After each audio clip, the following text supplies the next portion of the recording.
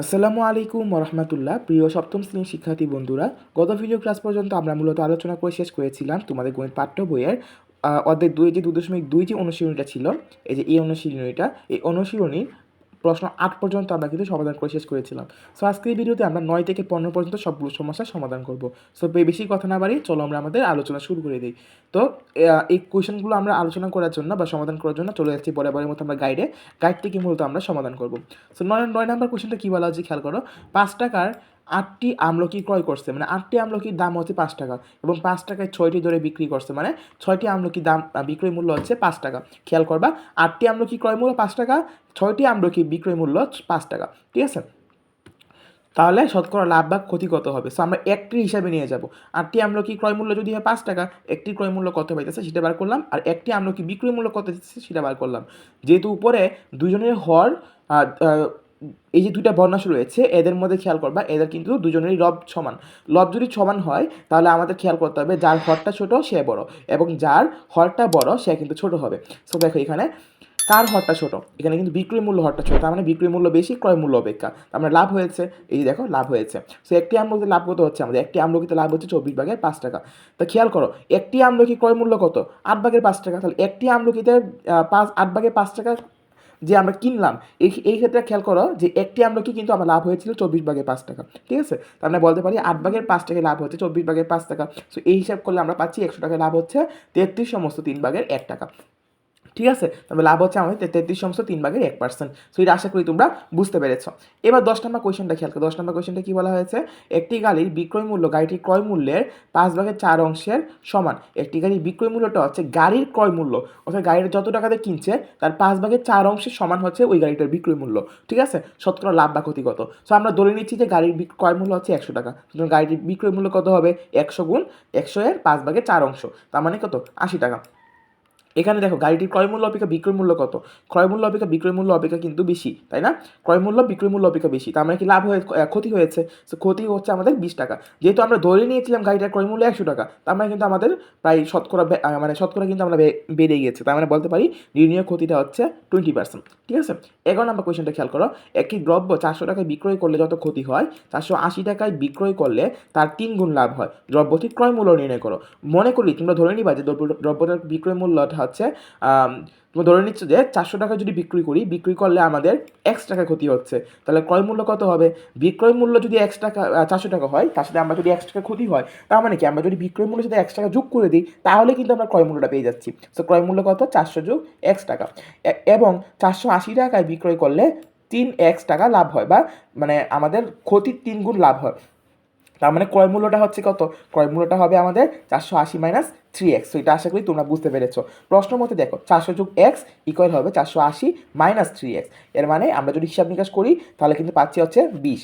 X মানে হচ্ছে 20, তার মানে আমাদের এক ক্ষতি হচ্ছে 20 টাকা। তার মানে দ্রব্যটি ক্রয় মূল্য কত? দ্রব্যটি ক্রয় মূল্য আমরা ধরে নিচ্ছিলাম এই যে এখানে 400 যোগ এক্স, এটা মানে হচ্ছে 420 টাকা। তো এটা কি তোমরা বুঝতে পেরেছো? আশা করি ম্যাটার তোমরা বুঝতে পেরেছো। যদি না বুঝতে পারো অবশ্যই কমেন্টে আমাকে জানাবা তোমাদের কোন জায়গাটায় সমস্যা হচ্ছে। তো 12 নম্বর কোয়েশ্চেনটা খেয়াল করো, কি বলা হয়েছে?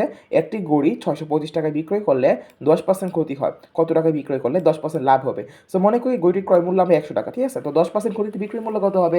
100 থেকে 10 বাদ দিয়ে কিন্তু আমরা 10% ক্ষতিতে বিক্রয় মূল্য পাচ্ছি কত? 90 টাকা। আমরা বিক্রয় মূল্য 90 টাকা হলে ক্রয় মূল্য হচ্ছে 100 টাকা। তো বিক্রয় মূল্য 1 টাকা হলে ক্রয় মূল্য হবে 90/100। আমরা জানি যে লাভ বা ক্ষতি আমাদের সবসময় ক্রয় মূল্যের উপর নির্ণয় করতে হয়। সেখানে যদি বিক্রয় মূল্য রয়েছে আমরা কিন্তু এখান থেকে প্রথমে এই গড়িটার ক্রয় মূল্যটা বের করে নিব। সো ক্রয় মূল্য পাচ্ছিলাম আমরা এই যে এত টাকা, ঠিক আছে, 9/6250 টাকা। আবার দেখো এখন এই ক্রয় মূল্যের উপর আমরা আবার 10% লাভ করতে চাইতেছি, ঠিক আছে, 10% লাভ করতে চাচ্ছি। তার মানে কি বলতে পারি? 10% লাভ বিক্রয় মূল্য যদি 100 টাকা হয়, 100 টাকা ক্রয় মূল্য হলে বিক্রয় মূল্য হবে আমাদের 110 টাকা। তার মানে আমরা বলতে পারি ক্রয় মূল্য যদি 100 টাকা হয় বিক্রয় মূল্য হবে 110 টাকা, ক্রয় মূল্য 1 টাকা হলে বিক্রয় মূল্য হবে 100/110 টাকা। তার মানে ক্রয় মূল্য আমরা পাচ্ছিলাম কত? এই যে এখানে দেখো, এখানে ক্রয় মূল্য পাচ্ছিলাম 9/6250 টাকা। তাহলে এখান থেকে আমরা বের করে নিতে পারি যে বিক্রয় মূল্যটা হবে আমাদের কত টাকা? দেখো 9/6875 টাকা। যেহেতু এটা অপ্রকৃত ভগ্নাংশ আমাকে অবশ্যই এটাকে মিশ্র ভগ্নাংশে রূপান্তর করে নিতে হবে। সো এটাই হচ্ছে আমাদের উত্তর। সো এবার 13 নম্বর কোয়েশ্চেনটা খেয়াল করো, কি বলা হয়েছে?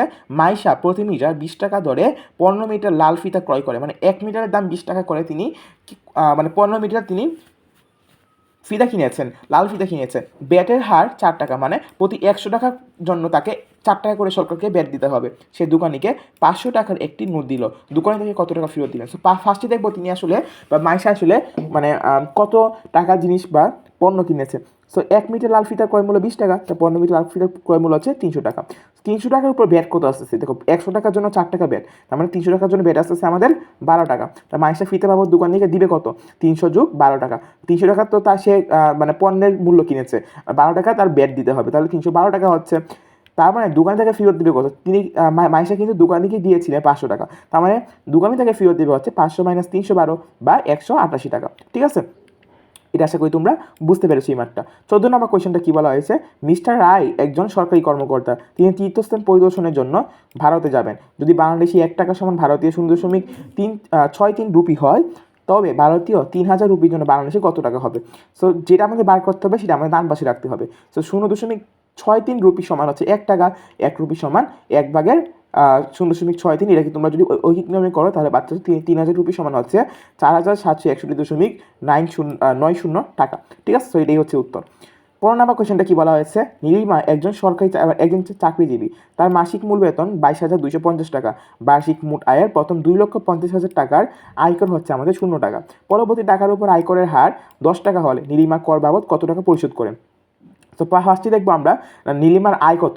ঠিক আছে, আমরা জানি 1 বছর 12 মাস, তো 1 মাসের মূল বেতন যদি হয় 22,250 টাকা, তাহলে 12 মাসের মূল বেতন কত হবে, 26,2,67,000 টাকা। ঠিক আছে, এখন একটা কোশ্চেন, একটা জিনিস খেয়াল করবা, বার্ষিক মোট আয়ের মোট 2,50,000 টাকার উপর কিন্তু তার আয়কর নাই, আয়কর কিন্তু 0 টাকা। তার মানে তার আয়করযোগ্য বা তার করযোগ্য টাকার পরিমাণ কত, এই যে তার যে মূল বেতন সেখান থেকে আমরা 2.5 লাখ টাকা বাদ দিয়ে দিব, তাহলে কত পেয়েছি, 17,000 টাকা।